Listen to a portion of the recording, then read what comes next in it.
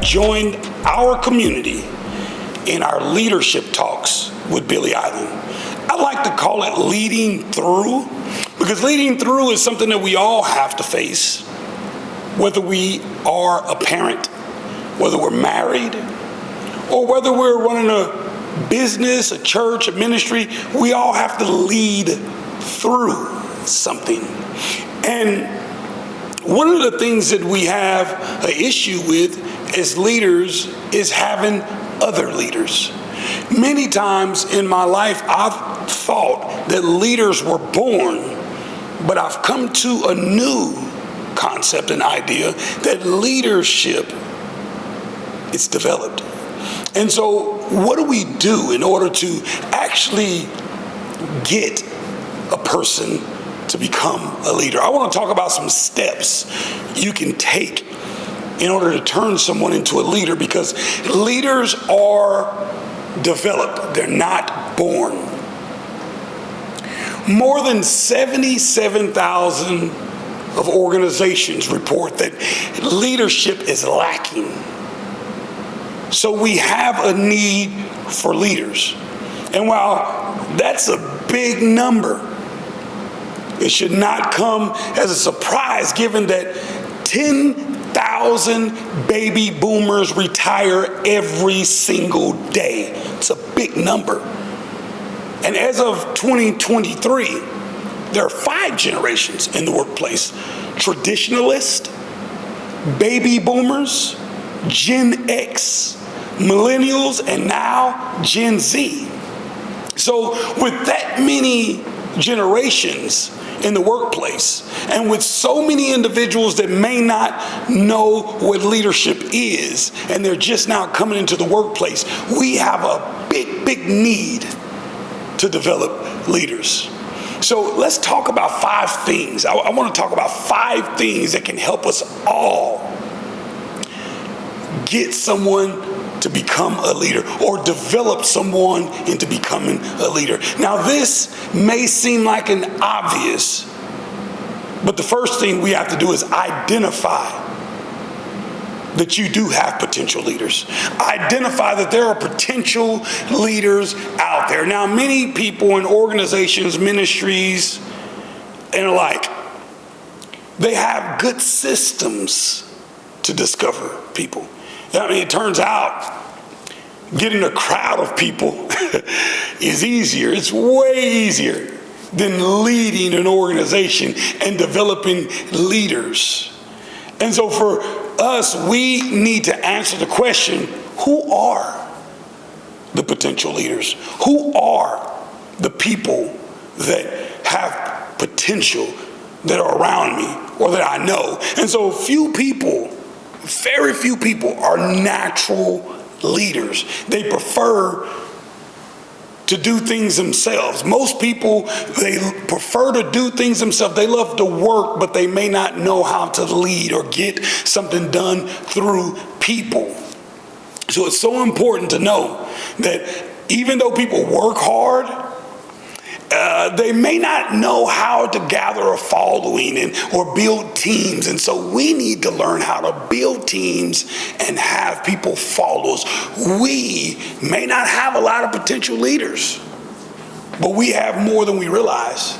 There are people around you that are gifted, people that have been blessed, and people that are actually great potential leaders.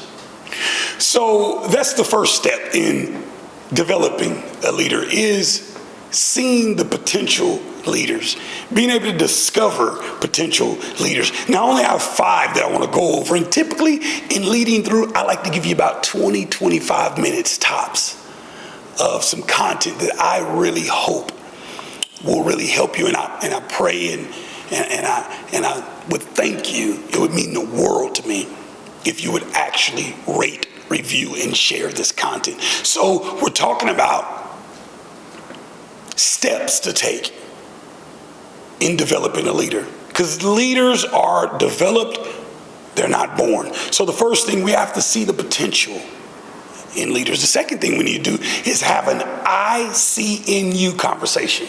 Oh, I can remember the days when someone sit down and says, I see greatness in you. I see so much potential in you. It's something about seeing yourself through the lens of someone else. There's this digital speed limit sign. All of us know about it. It's like a radar speed sign, and technology actually measures a vehicle as they're passing. The vehicle passes, it measures their speed, and it identifies how fast you're going. They typically monitor it, and sometimes they mount it on a post or a trailer or some type of structure near the road, and they can detect an approaching traffic or vehicle, how fast they're going. Now, if you're like me, if you're driving 65 in a 60, when you see yourself, when you see that radar and it says you're going 65, you're going 67, 75. One of the things it does is it gives you a picture of where you're at. It shows you what's going on personally. And it's not you that identify it, because obviously you have a dashboard that shows you how fast you're going. But when you see it from someone else, that's the thing and the power of an I see in you conversation. What does that look like? Well, a conversation that might inspire someone, it may go something like this. Hey, Sarah, you are absolutely one of the friendliest people I've met. I honestly think that God has given you a gift. You have this way of making people feel welcome and relaxed. It's like you're on the lookout for people who need a smile or need a hug. I believe God has really gifted you to help people through your personality. You're just hardwired to help people. I don't know if you've ever thought about this before, but that's something we really need here. You are a gifted person, Sarah, and I see in you greatness. You inspire others. You don't have to give this hard sell or hand out this brochure that I need a leader. You're simply saying what you see. I see greatness. I see that you have potential, and you who are listening right now, you are gifted. And whether I've seen you with my own eyes before, I can tell you right now, I see in you greatness, because God does not make mistakes. And all I'm doing is saying simply what I see. You're looking into someone's life and you're speaking positive truth. You have greatness in you. You're calling out the potential. Not only are you looking for potential leaders and you have this lookout, or you're discovering potential leaders. That's a good start if you want to develop a leader. But the next thing is you want to have an I see in you conversation. You call out the potential in that person, and you speak amazing truth in their life. You want to develop a leader? First thing you want to do is you want to identify the leader's potential. Secondly, you want to have an I see in you conversation. And the third thing you want to do is you want to put people on your calendar. Yeah, I was in a season where I was literally before screens day in and out. I was heavily saturated with technology, whether it was a tablet, whether it was a phone, whether it was a laptop. I was constantly before screens studying and getting research. And one day God just showed me, Billy, this is not what I created you to do entirely. This may be a portion of what you do, but you can't effectively equip people. You cannot effectively equip people to do work or develop them as a leader by just writing sermons, by sending emails, by trying to lead from behind a computer screen. You're going to have conversations with people. And that was a game changer for me, because leadership development takes time, it takes intentionality, it takes you dealing with people. So once you have a list of a few potential leaders and you've had these I see in you conversations, you want to start putting them on your calendar. Now, sometimes this can be very complicated. But really, it's not very complicated. But it is going to require a little of focus, a little bit of planning, a little bit of strategicness, a little bit of intentionality. A conversation over coffee or lunch with people is very important, and it can go a long ways. So don't feel like these are diversions from your work. Don't think that this is like a sidetrack or this is sideways energy. Recruiting leaders is always very difficult. It's different from recruiting just a manager or a volunteer or just an employee. So don't feel like these are diversions from the real work. This is the real work. You can't recruit leaders from a stage or from a sign-up sheet or from a hire. When they are on your team, spot out that potential. Have that I see in you conversation and begin to start putting them on your calendar. It means the world for them, and it means the world for you in your next step in developing leaders. Another thing you want to do, fourth thing, is you want to ask questions. Let me tell you, managers offer answers, but leaders offer questions. When you have conversations with potential leaders, you're definitely going to have to leave opportunity to actually hear their heart and ask questions. You'll definitely have an opportunity to talk and teach and explain, but you should not only just cast vision and model of faith, but also you should ask many questions. But one of the most important things that I could ever say is to ask questions. Leaders love to share their opinion. If they have potential of being a leader, what they're going to do is they are going to share their opinion. They're going to share their perspective. And you want this because you want leaders. You want people that have an opinion, that have a perspective. So you're going to ask questions. Leaders love to share their opinion. They love to share incredible opportunities to learn and to give you their insight. So here's some questions you could ask some individuals if you are developing leaders. What do you think we can do better? I'm telling you, if you have to ask this question, you'll get an answer that you may not be ready for, but if he or she is a developing leader, you want to get fresh eyes. You want to get their perspective. What do you think we can do better? Also, you can ask, what do you think are some of our biggest opportunities? Because they may see it and they're waiting for someone to actually seize it, or they may want to seize it, but then once you empower them to let them know that, hey, I see that as well, and I see in you the leadership capacity or abilities to actually fulfill that. Another question that's amazing is, how can we serve you better? What can I do to make your job easier? What can I do to add value to your department, to your ministry, to your business? What can I do in order to do that? How could we serve you better? What are the biggest needs that you have right now? These are some great questions that you really want to ask if you want to develop leaders. So what do we know? Well, one of the things we know is we have to identify potential in leaders. Another thing we know is that we also have to have an I see in you conversation. And then another thing we know for sure is that we want to put people on our calendar. Why do we want to put people on our calendar? Because people is what really matter. This is what's going to develop leaders. And then you want to ask as many questions as you can.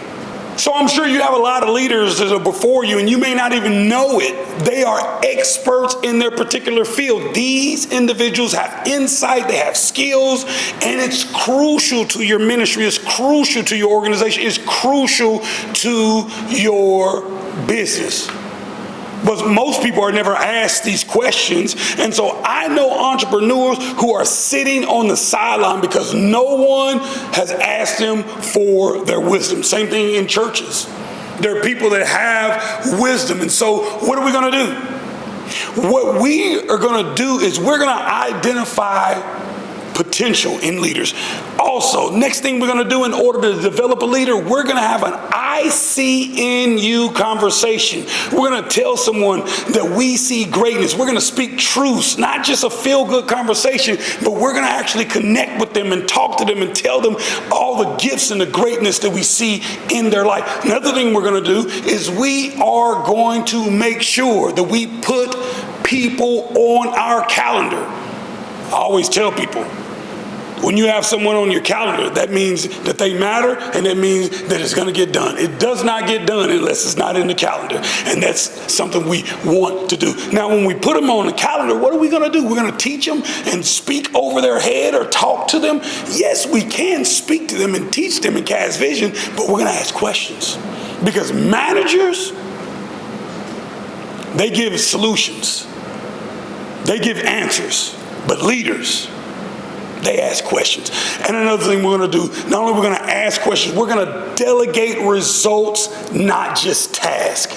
We're going to give you ownership, my friend, because leadership is consistently inspiring others with ownership-driven solutions. So what are we going to do? We want to make sure you have ownership of that responsibility. You have authority in that area. You have all rights to make calls. And when you have, identified this leader, if you spend time with them, you learn from them, you might find there's an opportunity for a new leader to get involved in your business, in your church, in your organization. And while you should start small, but you want to give them something that'll challenge them, you must also give them responsibility, and not just a to-do list, not you do this, not just a to-do list. This is one of the biggest differences between being a manager and a leader. Managers love to-do lists, but leaders often hate it. They want to have room to create and make decisions. If you want to involve a problem-solving leader, if you want a leader that's going to be able to take your organization or your business to the next level, you want to get on the same page with them, but you want to make sure that they have authority and let them make decisions and take actions, and not only just delegate a task, but delegate results. You want to give them ownership, that they can have results, and then you continue to meet with them and coach them and tweak them and guide them and lead them along the way. But when you give responsibilities to others, you kill the falsehood that says you do it all and you are in control of it all.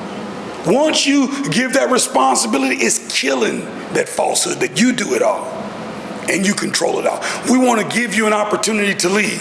We want to give you responsibility. Not only are we going to delegate things to do or a task, what we're going to delegate is results. And we pay attention to results. And as you have these results, what we're going to do is we're going to celebrate you and applaud you all the way and say, great job. Don't just decide that everything is going to be executed by one person. Don't decide everything and hand in the execution plan to a leader. Let the leader come up with the plan. Let the leader figure it out. God wants to raise up leaders that can lead leaders. And he wants to use you. So let's recap. What do we know? We know that we have steps when it comes to developing a leader. What step do we need? First of all, we need to see or identify potential in the leader. We need to see that they have leadership potential. Number two, what are we going to do? We're going to have an I see in you conversation. We see this potential in you. Oh my God, there's greatness, man. You haven't even tapped into everything that's in you. You are a smart individual. Don't dumb yourself down. An I see in you conversation. Then what are we going to do? We're going to make sure we put you on our calendar. Why? Because I want to see this greatness come out of you. Then in these meetings on the calendar, we're going to ask questions. I often have a notebook, or I'll have in my phone notes of questions I want to ask this dynamic leader because I want to pick their brain. I'm going to learn as well. And then after that, we don't delegate tasks. We also delegate results because we want ownership. Because we want to make sure you know when you have this responsibility, This will kill the falsehood that says, I can do it all by myself and I control it all myself. So, since we've went over this, I want to hear your comments. I want to hear things that is in your heart. I want you to share this. Thank you so much for joining us once again. Leading Through with Billy Island. God bless you.